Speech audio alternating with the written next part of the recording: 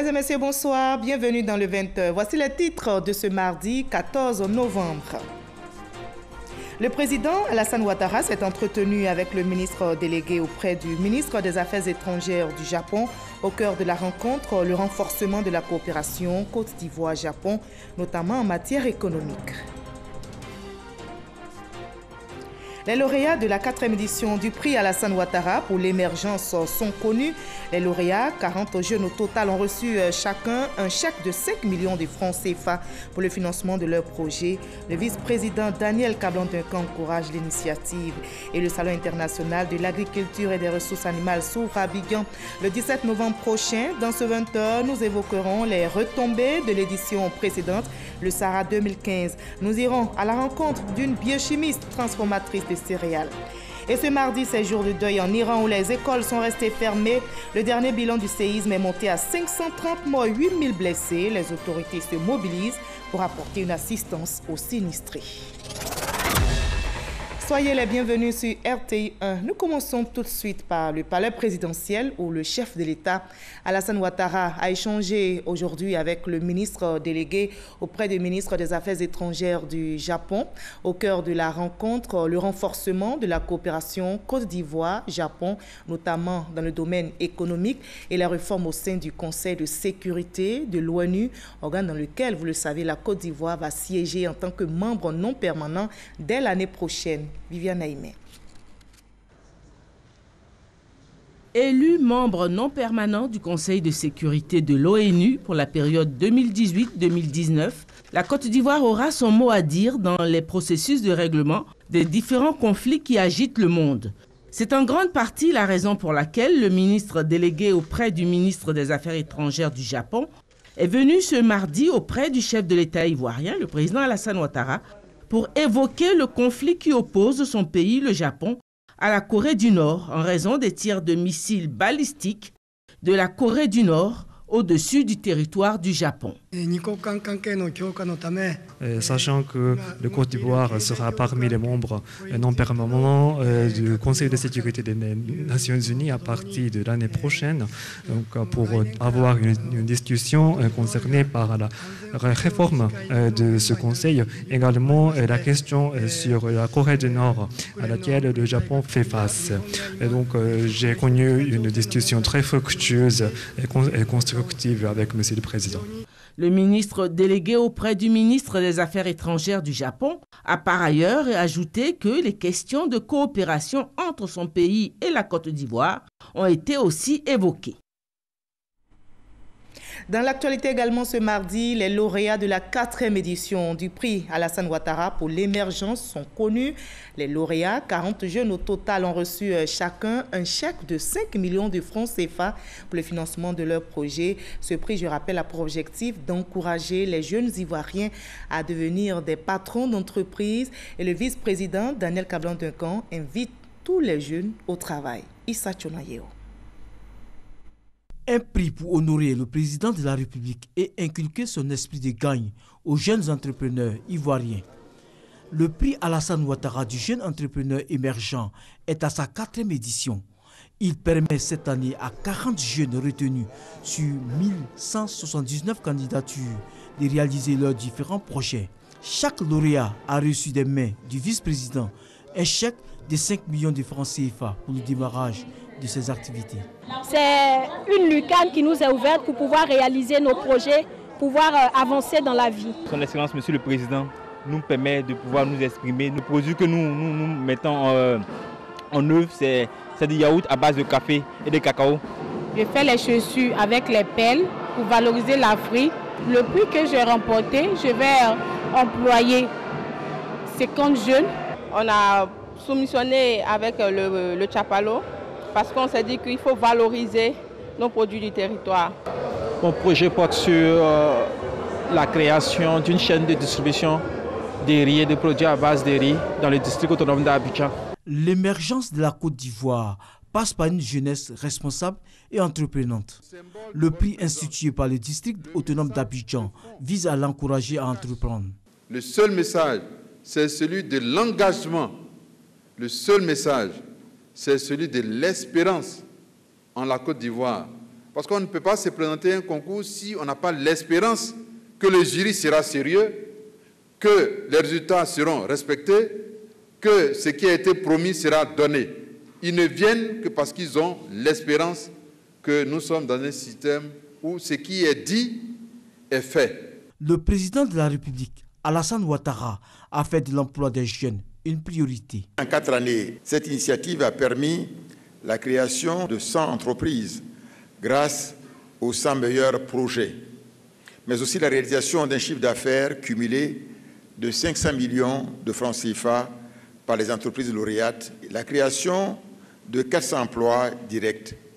Ce bilan, plus qu'encourageant, nous invite à voir plus loin et aller plus loin dans nos ambitions. À cet effet, il serait utile d'envisager de créer un cadre d'échange d'expériences et de bonnes pratiques entre les jeunes Ivoiriens, lauréats de prix d'entrepreneuriat. Le prix Alassane Ouattara du jeune entrepreneur est donc une excellente initiative qui vient apporter une réponse à cette problématique au niveau des jeunes du district autonome d'Abidjan. Elle s'inscrit dans le même registre que la CECI Academy, qui vise lui aussi à promouvoir l'esprit entrepreneurial auprès de la jeunesse. Comme vous le savez, l'investissement dans la jeunesse ivoirienne fait partie des priorités du président de la République, son Excellence M. Alassane Ouattara. Au total, ce sont 200 millions de francs CFA que le district d'Abidjan met à la disposition des jeunes pour la mise en œuvre de leurs projets. Le vice-président de la République, Daniel Kablan-Duncan, a fait le tour des stands des lauréats installés pour la circonstance pour se rendre compte de leur esprit d'ingéniosité et entrepreneurial.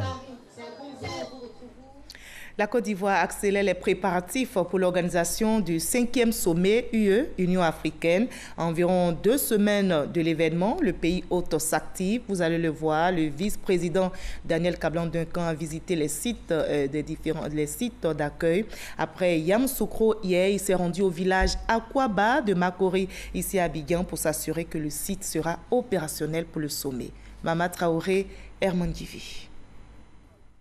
Pas de répit pour Daniel Kablan-Duncan à l'approche du 5e sommet Union africaine, Union européenne, prévu les 29 et 30 novembre prochains à Abidjan.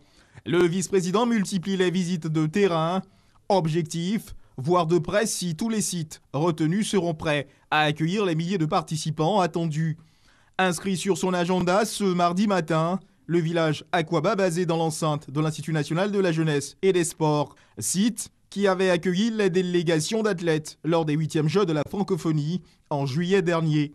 Au pas de course, Daniel Kablan-Duncan visite les chambres, les gymnases et même le réfectoire.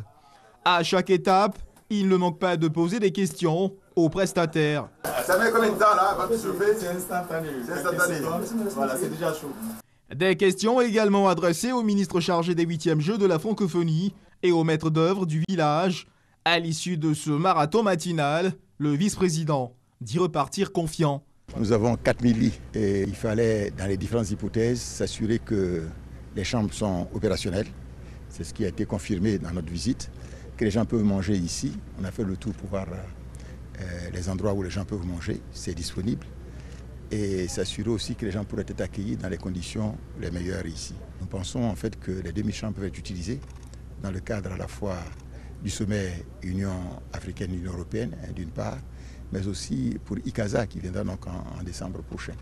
Donc on voulait s'assurer que le cadre se prête à cela et je pense que la réponse est positive. Il y a des points qu'il faut pouvoir régler comme les chauffe-eau parce qu'il faut les ajouter pour donner plus de confort, mais de ce que j'ai cru comprendre, si une décision est prise, ça va aller très rapidement puisque en une semaine, les gens peuvent installer de nouveaux chauffe-eau tel que c'était indiqué ici. Donc les choses se présentent bien. Avec diligence, le vice-président Daniel Kablan-Duncan promet de faire un compte-rendu complet de sa visite au chef de l'État, démarche censée déboucher sur des décisions rapides afin d'opérer les derniers réglages et espérer ainsi tenir dans les délais à 2 semaines de l'événement. Et en attendant l'ouverture de ce sommet à Bonn, en Allemagne, se poursuit la COP23, la conférence des parties sur le climat. La Côte d'Ivoire y participe. La délégation ivoirienne, conduite par la ministre Anne-Désiré Ouloto, a présenté le projet de notre pays auprès du Fonds vert pour le climat. Et c'était lors d'une séance de travail. Christian Mandé, Herman Divé. Agriculture, zéro déforestation, c'est le projet présenté par la Côte d'Ivoire à la 23e conférence des parties de la Convention cadre des Nations Unies pour les changements climatiques qui a lieu présentement en Allemagne, à Bonn. À cette conférence, une délégation ivoirienne conduite par la ministre Anne-Désiré Ouloto, ministre de la Salubrité, de l'Environnement et du Développement durable, a présenté les enjeux de ce projet pour la Côte d'Ivoire, ainsi que les attentes auprès du Fonds vert pour le climat, en abrégé le GCF. Le GCF a pour objectif d'aider financièrement les pays pauvres et vulnérables en matière de climat. La délégation ivoirienne a par la suite rencontré le directeur général de l'Organisation des Nations Unies pour le Développement Industriel, les responsables de l'organisation non gouvernementale RTCC. Au cours de la COP23, la ministre Anne-Désiré Ouloto fera une intervention suivie d'une rencontre avec la ministre canadienne de l'Environnement. Un autre événement attendu sur le continent africain, le Salon international de l'agriculture et des ressources animales qui s'ouvre ici à Abidjan du 17 au 26 novembre prochain. La Côte d'Ivoire, pays hôte, va présenter son potentiel agricole. Et dans ce 20, nous allons voir maintenant les retombées de l'édition précédente, le Sahara 2015. Eh bien, pour nous faire une idée exacte, nous irons à la rencontre d'une dame. Elle est biochimiste, transformatrice de céréales. Adama Koni. Dans l'unité de transformation des céréales de Dame Alimata Koulibaly, l'heure est au conditionnement et au rangement des produits. Dans quelques jours, elle les exposera au Salon international de l'agriculture et des ressources animales d'Abidjan, Sahara 2017. Aujourd'hui, en 2017, sa PME usine entre 15 et 20 tonnes de céréales contre seulement 3 tonnes en 2014. Entre les deux dates, un événement, le Sahara 2015, qui a donné du rythme aux activités de sa société. Aujourd'hui, le Sahara a permis de mettre en exergue ce métier qui était resté jusque-là à l'oubliette, c'était de la débrouillardise. Ça, c'est le premier point. Et deuxième point, le Sahara et ses retombées connaissent, par exemple, les prix, la décoration. Ça a permis de faire comprendre à d'autres transformateurs qui exerçaient ce métier de se valoriser. Ça a créé l'estime de soi. Et troisièmement, les institutionnels ont pris bonne note. Ils ont été interpellés de ce que la transformation est un réel métier et qu'il est temps de considérer ce métier dans le paysage économique de notre pays parce que créateur d'emplois, lutte contre la pauvreté, autonomisation de la femme. Le Sahara 2015, pour cette jeune entreprise transformatrice de mil, de soja, de maïs, de riz et de fonio, c'est aussi se souvenir de la bouffée d'oxygène financière. J'ai bénéficié d'un projet régional communautaire qui couvre la Côte d'Ivoire, le Burkina et le Mali. C'est ce projet qui m'a permis d'amorcer l'obtention de ces équipements. Mais avec l'avènement du Sahara et du prix du Sahara, le premier prix de la transformation, les bailleurs n'ont plus hésité. Dame Koulibaly peut alors participer au Sahara 2017 avec plus de possibilités de visibilité. Cette année, je suis dans le stand, une partie institutionnelle de la Chambre nationale d'agriculture. Et évidemment, pour bien vendre, j'ai également acheté un stand au Sahara Market parce que là-bas, c'est le marché et nous, on veut vendre, gagner de l'argent. Forte des acquis de 2015, la PME se présente avec de nouveaux conditionnements. Et aujourd'hui, vous voyez que tous nos emballages sont en carton, en étui cartonné, labellisés avec des codes barres, les modes de production en anglais, en français, les explications en anglais, en français. Le Sahara 2015 m'a permis de m'exporter. Et quand on s'exporte, c'est une référence. et on peut lever encore des fonds. Et j'espère pouvoir lever des fonds. Pour rappel, le SARA 2015 a permis de mobiliser des investissements de l'ordre de 47 milliards de francs CFA, conclus pour 9 milliards en B2B et 38 milliards en convention. 200 000 personnes ont visité les 600 entreprises provenant de 11 pays. Voilà, le Salon international de l'agriculture et des ressources animales s'ouvre donc à Abidjan du 17 au 26 novembre 2017. L'Union européenne a mis en place depuis 2011 ici en Côte d'Ivoire un programme d'appui à la gouvernance, à savoir la réforme des finances publiques, la planification et les statistiques. Les résultats de ce programme ont été rendus publics hier. L'objectif est de mieux apprécier l'impact sur les populations, comme nous l'explique Lansine Bakayoko. La première composante qui prend en charge la réforme des finances publiques correspond au projet d'appui à la gestion budgétaire axé sur les résultats PAGAR. Les deux autres composantes, la planification et les statistiques, sont regroupées dans le projet d'appui au système national de planification et des statistiques PAPS. Les chiffres, aujourd'hui outil indispensable d'aide à la décision, par le passé un problème pour l'administration ivoirienne. Nous nous sommes rendus compte qu'il y avait des éléments essentiels qui manquaient, tant au niveau statistique qu'au niveau même des éléments de politique sectorielle, qui sont en principe des éléments sur lesquels on s'adosse pour avoir un bon cadre de dépenses à moyen terme. Le programme d'appui à la gouvernance aura donc permis d'accélérer la capacité de la Côte d'Ivoire à atteindre les objectifs du Plan national de développement PND, tout en améliorant son ancrage sur le moyen terme. Entre autres résultats, l'élaboration de la stratégie de mise en œuvre de l'accord de partenariat économique régional, l'élargissement de l'assiette fiscale, la gestion automatisée de la documentation cadastrale. Devant ces performances, l'Union européenne admet la qualité du travail abattu. Il y a eu un gros travail qui a été fait sur les finances publiques, sur les statistiques, sur les planifications.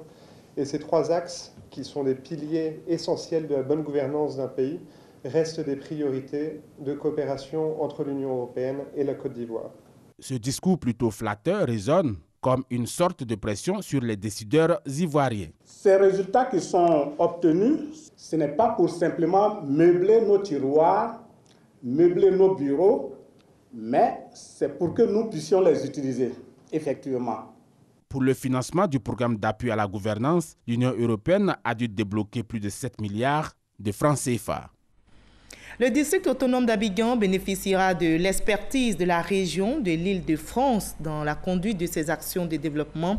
C'est ce qui est ressorti de la séance de travail organisée récemment à Paris entre la présidente de cette région et le gouverneur du district d'Abidjan, Robert Begré-Mambé. David Mobio pour le reportage.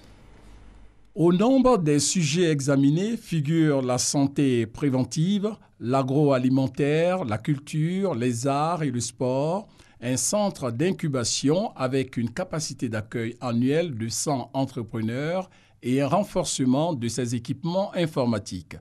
Sur l'environnement et la gestion du trafic routier, le ministre-gouverneur Begré-Mambé a plaidé pour le renforcement des capacités du personnel exerçant dans les parcs et jardins et la mise sur pied d'un système en vue d'une gestion efficiente des transports. Pour la réalisation de ces projets, les deux collectivités, la région de l'Île-de-France et le district autonome d'Abidjan, ont mis en place un comité mixte. Notre objectif aujourd'hui, c'est de créer un pont et de faire des partenariats gagnant-gagnant dans une logique de co-développement. Nous savons que la Côte d'Ivoire est aujourd'hui en plein boom dans le domaine de l'innovation et des nouvelles entreprises et nous voulons aider cette dynamique entrepreneuriale grâce à l'action du gouverneur. Nous sommes très heureux d'être en collaboration avec l'Île-de-France. La Côte d'Ivoire est un pays qu'elle aime beaucoup et nous espérons que très rapidement nous allons rentrer dans le concret. C'est là notre espérance.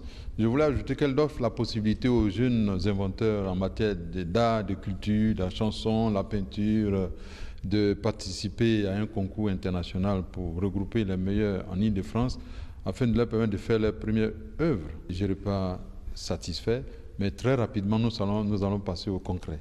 Pour matérialiser cette coopération avec le district autonome d'Abidjan, Valérie Pécresse se rendra dans le premier trimestre 2018 ici à Abidjan, où il est prévu la signature d'un acte de coopération. Et toujours à Paris, s'est tenue la 8e conférence des grandes chancelleries d'Afrique francophone, subsaharienne et de France. La grande chancelière Henriette Dagri-Diabaté y a pris part. Elle a appelé ses homologues à respecter les recommandations de la 7e conférence, notamment travailler à améliorer l'image des chancelleries par la promotion du mérite féminin. Les travaux ont duré 2 jours et à l'issue, il a été recommandé de poursuivre les réflexions sur la création d'une distinction aux victimes du terrorisme et sur la promotion des distinctions en faveur de la paix. Retour ici en Côte d'Ivoire et je vous conduis à l'ouest, précisément à Guiglo, où des responsables des grands commandements de l'armée ivoirienne séjournent depuis ce matin. Leur objectif, faire le point de la situation sécuritaire suite au conflit foncier dans la région du Cavali et surtout rassurer les populations. F. Bouy. C'est à 11h20 que l'hélicoptère transportant une délégation de responsables du grand commandement de l'armée ivoirienne s'est posé à la place publique de Guiglo. La délégation s'est rendue à la préfecture des régions du Cavali pour un échange de civilité avec les autorités préfectorales. Ensuite, cap a été mis sur le centre des opérations de Guiglo pour un point de la situation sécuritaire dans la région depuis le déclenchement de la crise liée au conflit foncier de la forêt classée du Gwandébé. Le chef d'état-major général, le général de division Touré Sekou, s'est adressé à la presse. Il a félicité l'implication de tous avant d'annoncer de nouvelles dispositions sécuritaires. Depuis les derniers événements qui sont déroulés à Guiglo et dans ses environs, nous avons déployé des forces de police, de gendarmerie et de l'armée. Donc nous avons décidé ce matin, le grand commandement en tout cas, de venir voir nos hommes sur le terrain. Et je voudrais saisir cette opportunité pour féliciter nos hommes pour les résultats obtenus sur le terrain. Parce qu'il faut reconnaître qu'aujourd'hui, il y a une certaine accalmie sur le terrain. Et il est de notre devoir de continuer à faire en sorte que ce problème soit définitivement réglé. Nous allons, dans les prochains jours, augmenter notre effectif. Nous allons passer de 700 à 1000 policiers, gendarmes et militaires. Aussi, a-t-il lancé un appel aux populations. Demander à la population d'accepter de vivre ensemble, parce que nous sommes condamnés à vivre ensemble. Et notre mission en tant que force de défense et de sécurité, c'est d'assurer la sécurité de tout le monde. Et justement, pour ce faire, des rencontres avec les différentes communautés sont prévues à Guiglo et à Bloleke dans les toutes prochaines heures. Et au chapitre politique, le RDR, le Rassemblement des Républicains de la région de la Marawe, vient de faire sa rentrée politique. Les militants se sont rassemblés à Bonon et ils ont exprimé leur engagement au chef de l'État. L'heure de la mobilisation a sonné pour le RDR dans la région de la Marawe. À Bonon, les militants et sympathisants sont venus nombreux pour assister à la rentrée politique de la section régionale du parti. À cette occasion, élus, cadres et fils de la région ont appelé au rassemblement autour du président Alassane Ouattara, rappelant les grandes œuvres de développement du chef de l'État depuis son accession au pouvoir. Koné Yakouba, secrétaire départemental du RDA à Boisflé, a exhorté les militants à continuer de faire confiance au président de la République. Pour sa part, le député de Saint-Franc, Zorobi Balo-Epifane, a indiqué que le parti au pouvoir se porte bien dans sa région. Le RDR dans la Marawe va bien et va très bien. Le message fort que nous avons passé en ce jour, c'est la cohésion, la solidarité. Tout le RDR dans la Marawe est mobilisé autour de la haute direction du parti. Philippe Olegré, chef de la délégation, a au nom de la haute direction du parti salué la grande mobilisation des militants du RDR de la Marawe lors du 3e congrès des Républicains. Une forte mobilisation des militants de la Marawe qui marque la reprise des activités du parti dans la région de Boisflé.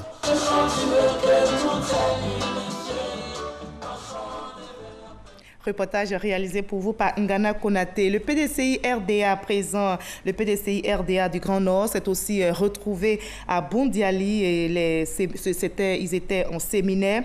Le secrétariat exécutif, les cadres et les délégués départementaux du parti ont fait le point de l'inventaire du patrimoine des militants et surtout du renouvellement des bases du PDCI RDA dans les 9 régions formant le Grand Nord ivoirien.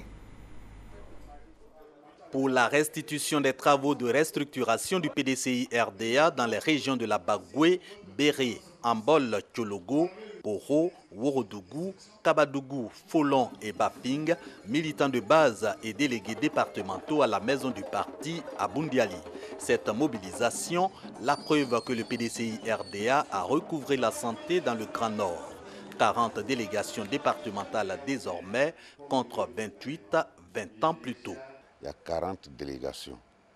Alors si vous multipliez 40 délégations au moins pour un minimum de 20 sections, dans une section, il faut un minimum de 7 comités et chaque comité comprend au moins 10 membres le bureau. Pour le moment, nous faisons une restructuration et nous enregistrons même des recrutements, mais beaucoup de retours dans nos rangs. Le PDC vit dans le Nord, même s'il n'est pas majoritaire. Les délégués sont déterminés malgré les difficultés. Donc nous partons très réjouis. Maurice Kakoudikawe invite à croire davantage au RHDP et à soutenir le chef de l'État Alassane Ouattara et son aîné Henri Konan Bédié. Aux responsables locaux du PDCI RDA, une nouvelle ligne d'encadrement des militants. C'est d'être le plus proche des militants, être avec eux. Quand ils ont des soucis, ce qu'on peut régler, on le règle. Et ils prennent confiance en nous. Le séminaire de Bundiali aussi pour rendre hommage à ceux des militants qui ont travaillé à la survie du parti. 4 ont été faits, grand officier et un commandeur dans l'ordre du Bélier. Bon prétexte pour ces récipiendaires à s'engager pour la perpétuité du PDCI RDA dans le Grand Nord. Le président de l'Union pour la démocratie et la paix en Côte d'Ivoire, UDPCI, vient d'effectuer une tournée dans plusieurs villages du département d'Adzopé, une tournée sur fond d'action de développement. Albert Mabré-Touaque s'est allé inaugurer plusieurs infrastructures. Le reportage de Mamadou Kwasi. Le président de l'UDPCI à la rencontre des populations du département d'Adzopé, précisément dans le canton Keuya. Une tournée axée sur les actions de développement, mais aussi la mobilisation des militants du parti Arc-en-Ciel. Première étape de cette tournée, le village de Diasson, où le président de l'UDPCI, Dr Albert Mabré-Touaque, a inauguré un bâtiment de 3 classes pour la 2e école du village. Une infrastructure qu'il a réalisée au profit des enfants de ce village. Une véritable satisfaction pour les élèves et leurs parents. Après Diasson, le Dr Albert Mabré-Touaque a mis le cap sur Abié, où il a réhabilité le centre de santé rural. Il a également posé la première pierre du logement de la sage-femme. Et les populations, à travers le président de la mutuelle de développement d'Abié, lui ont exprimé leur gratitude avant de rassurer de leur soutien pour ces projets de développement de la Côte d'Ivoire.